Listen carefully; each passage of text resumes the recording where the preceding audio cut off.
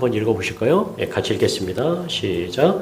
딸 군대여, 너는 때를 모을지어다. 그들이 우리를 에워쌌으니 막대기로 이스라엘 재판자의 뺨을 치리로다. 베들레헴 에브라다야, 너는 유다 족속 중에 작을지라도 이스라엘을 다스릴 자가 내게서 내게로 나올 것이라. 그의 근본은 상고의 영혼에 있느니라. 그러므로 여인이 해산하기까지 그들을 붙여두시겠고 그 후에는 그의 형제 가운데 남은 자가 이스라엘 자손에게로 돌아오리니 그가 여호와의 능력과 그의 하나님 여호와의 이름의 위엄을 의지하고 서서 목축하니 그들이 거주할 것이라. 이제 그가 창대하여 땅끝까지 미치리라. 아멘.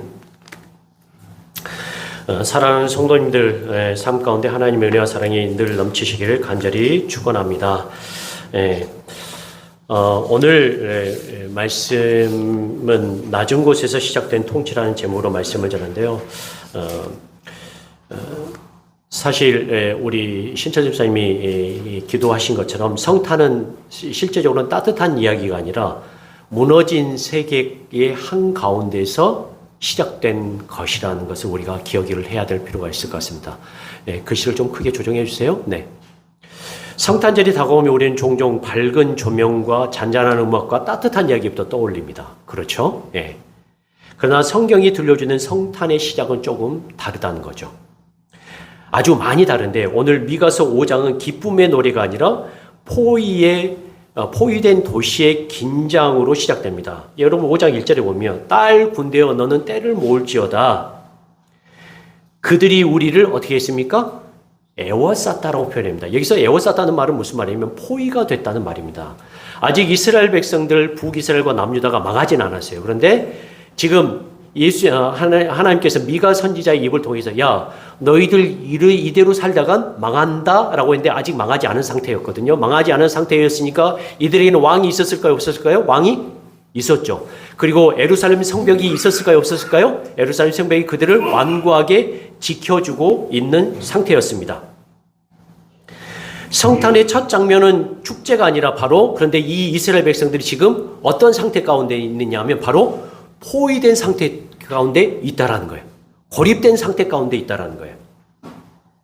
성탄의 첫 장면은 축제가 아니라 이 세상이 고립되어 있다, 포위되어 있다라는 그런 말씀으로 시작한다라는 거예요.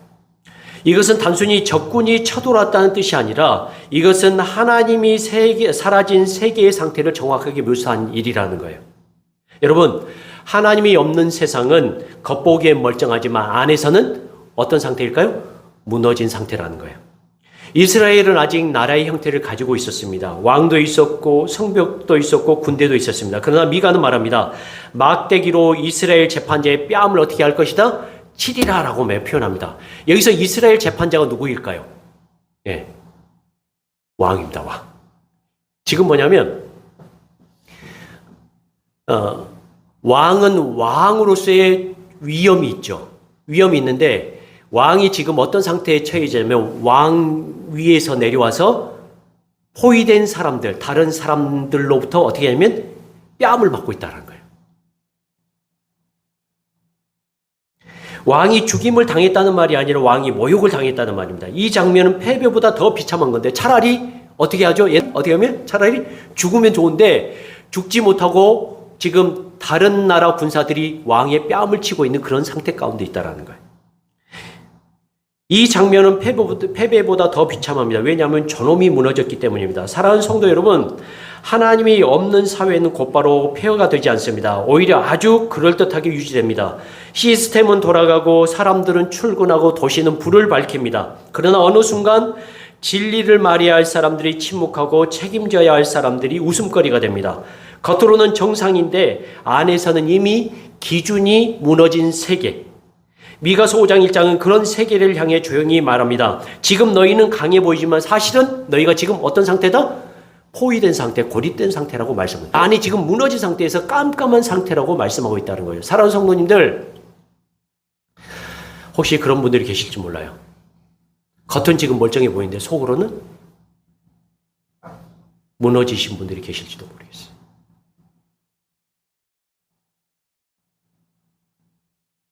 살려고 애쓰는데 붙잡고 있는데 마지막 끈을 붙잡고 있는데 실적으로는 다 무너져가지고 지금 어떻게 해야 될지 모르겠다는 그런 생각을 가지고 계신 분도 계실지도 모르겠다라는 거예요. 하나님 어떻게 살아야 될지 모르겠습니다. 라고 이런 기준이 무너지신 분도 계실지 몰라요.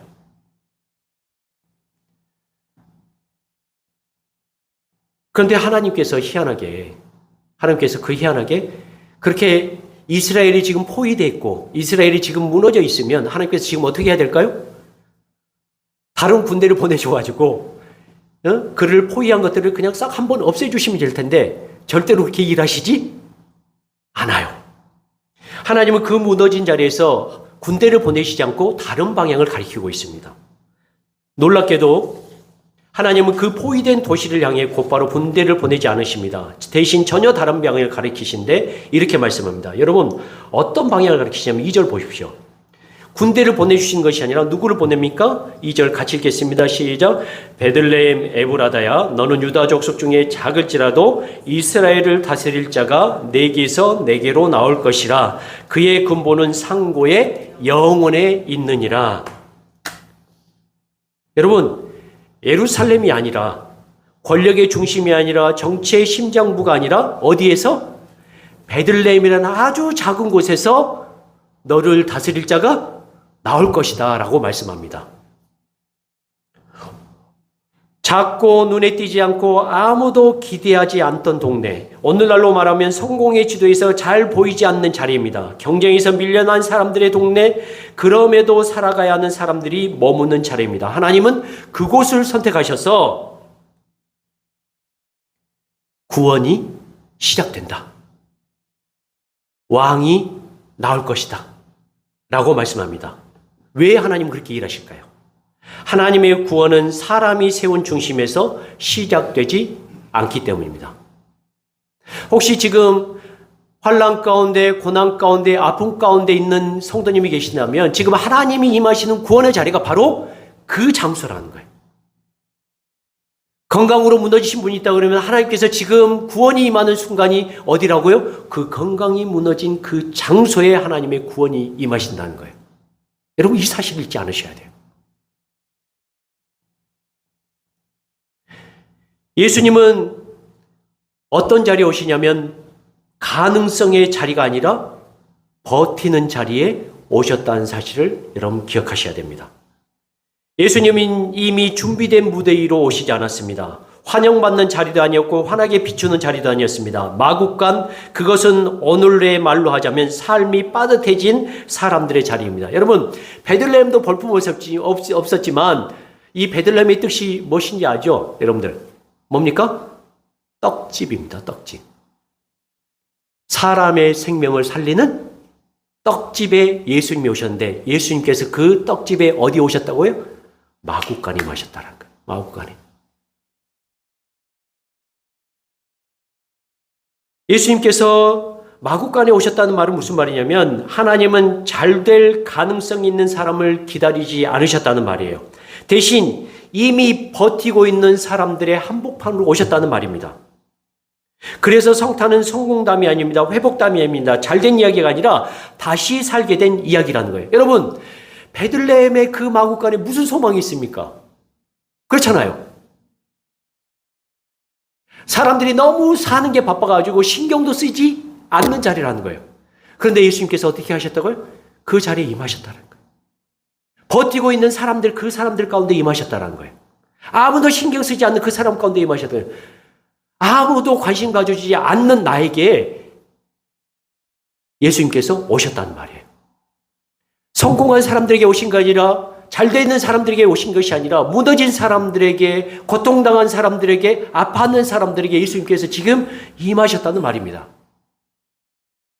그래서 성탄은 성공의 이야기가 아니라 어떻게 살아나는 이야기인지, 어떻게 살게 된 이야기인지 우리에게 말씀해주고 있다는 거예요. 그런데 희한하게도 구원은 기다림 없는 즉각적인 해결로 오지 않습니다. 여러분, 구원을 기다리고 있는 그 이스라엘에게 이렇게 표현합니다. 베들레헴 전혀 다른 방향을 통해서 베들레헴에서 구원자가 나올 것이라고 말씀하더니 그 구원자가 어떻게 오느냐 이렇게 온다고 표현합니다. 3절 같이 한번 읽으실까요? 같이 읽겠습니다. 시작. 그러므로 여인이 해산하기까지 그들을 붙여두시겠고 그 후에는 그의 형제 가운데 남은 자가 이스라엘 자손에게로 돌아오리니. 여러분, 예수님이 어떻게 나신다고요? 여인이 해산하기까지 기다려야만 하는 겁니다. 이 말은 냉정하게 들리기도 합니다. 하나님이 잠시 손을 떼신 것처럼 보입니다. 그러나 이 말은 버림이 아니라 구원의 과정이 있다라고 표현한 겁니다. 성경은 말합니다. 구원은 건너뛸 수 없는 시간이 있다고 말씀합니다. 하나님은 고통을 지워서 구원하시지 않습니다. 고통을 무시해서 새 생명을 주시지 않습니다. 해산의 시간은 고통스럽습니다. 그러나 그 고통은 죽음이 아니라 탄생을 향한 고통입니다. 남자들은 잘 몰라요. 그러나 여자들은 이게 무슨 말인지 알 거예요. 왜냐하면 자식을 낳기 위해서 어떻게 합니까? 고통의 시간을 10달 동안 가슴에 품어서 품에 안아서 그리고 날 때도 고통스럽게 낳아서 어떻게 합니까? 그거 하나 낳자고 그거 하나 낳자고 그러면 아이가 나오고 나면 지금까지 고통에 있던 아파했던 모든 것을 싹 잊어버리고 뭐합니까? 좋아요. 또 아이를 낳다가 정말로 기분이 좋으면 나중에 하나 더 낳겠다고 합니다. 뭘 생각은 안 하고? 이런 고통을 생각하지 않고. 혹시 지금 여러분의 삶 가운데 답답한 시간이 있습니까? 기도에도 즉각 바뀌지 않고 버텨야만 하는 시간이 있습니까? 성경은 말합니다. 그 시간은 헛된 시간이 아니라 새로운 생명이 준비되는 시간일 수 있다고 이렇게 말합니다. 여인이 해산하기까지 구원이 즉각 바로 임하지 않습니다. 여러분, 언제 하나님을 찾습니까? 언제 하나님을 가장 바랍니까? 언제 하나님을 구합니까? 예, 우리가 가장 어려울 때, 도울 손길이 없을 때. 여러분, 이 땅에 오신 예수님의 통치는 우리가 생각하던 통치와는 다르다는 사실을 기억합니다. 바로 해결해 주지도 않고 급하게 오시지도 않고 예수님께서 이 땅에 오셔서 우리에게 이루시고 하는 통치는 다릅니다. 여러분, 미가서 5장 4절에 이렇게 표현합니다. 5장 4절 같이 한번 읽으실까요? 같이 읽겠습니다. 시작. 그가 여호와의 능력과 그의 하나님 여호와의 이름의 위엄을 위지하고 서서 목축하니 그들이 거주할 것이라. 이제 그가 창대하였다. 여러분, 이스라엘 백성들은 지금 그들을 구해줄 왕을 이렇게 원했는데 우리가 왕으로 오신 예수님께서 지금 뭐라고 계십니까? 왕으로 인해서 대신 싸우지 않고 뭘로 오셨다고요? 우리를 목축하는 목자로 오셨다는 거예요.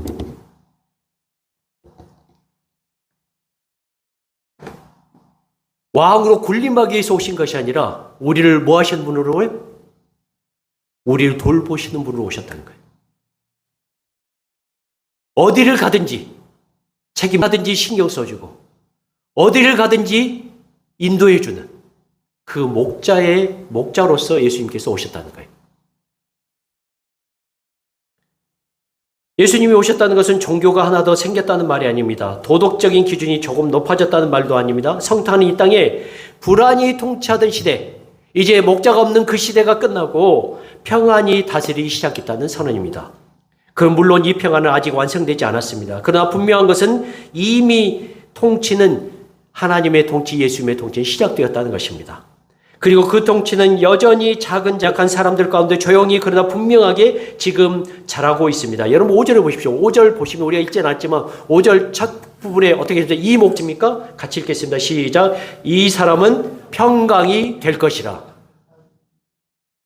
이 사람은 뭐가 될 것이라고요? 평강이 될 것입니다. 사랑하는 성도 여러분, 성탄은 화려한 빛에서 시작되지 않았습니다. 가장 어두운 현실에서 시작되었습니다. 그러나 바로 그 자리에서 하나님은 새로운 통치를 시작하셨습니다. 무너진 인간의 힘 위에 작은 마을 한복판에서 고통을 통과하는 방식으로 하나님께서 새로운 통치를 시작하십니다. 그래서 성탄이 이렇게 말합니다. 하나님은 아직 끝나지 않았다고, 당신의 삶도 아직 끝나지 않았다고, 그리고 지금 이 땅 위에 평화를 목표로 하는 새로운 통치가 이미 시작되었다고 우리에게 말씀하고 있습니다. 여러분, 죄송한 말씀이긴 하지만요. 고통 가운데 있다고 해서 우리가 평안히 못할까요? 그건 아닙니다. 평안은 무엇에서 오는 걸까요? 하나님으로부터. 하나님이 나와 영원히 함께 하신다는 그 사실을 보시고. 여러분, 저보다 나이 드신 분들은 알 거예요. 저보다 더 오래 신 분들은 알 거예요. 살아보니 몸과 육신과 아픔과 고난은 끝날 때까지 끝나지 않더라. 그런데 우리의 입으로는, 우리의 생각으로는, 우리의 믿음으로는 뭡니까? 그 가운데서도 우리에게 진정한 평화와 평안이 있다고 믿고 살아갑니다. 왜 그럴까요? 하나님 우리와 함께 계시죠. 그 하나님께서 우리와 함께 계시는 그 사실이 예수님 우리의 오심으로, 우리를 함께 하심으로 시작되었습니다. 여러분, 여러분의 진정한 평화와 평안이 이미 임했습니다. 그것을 붙들고 사십시오. 그리고 그것을 통하여서 여러분의 고난과 환난을 넘어가십시오. 하나님께서 여러분의 목자가 되어서 진정한 평화와 평강으로 날마다 인도하실 것을 믿습니다. 그 은혜 가운데 날마다 살아가는 주의 사랑하는 자녀들에게 주님의 이름으로 간절히 축원합니다.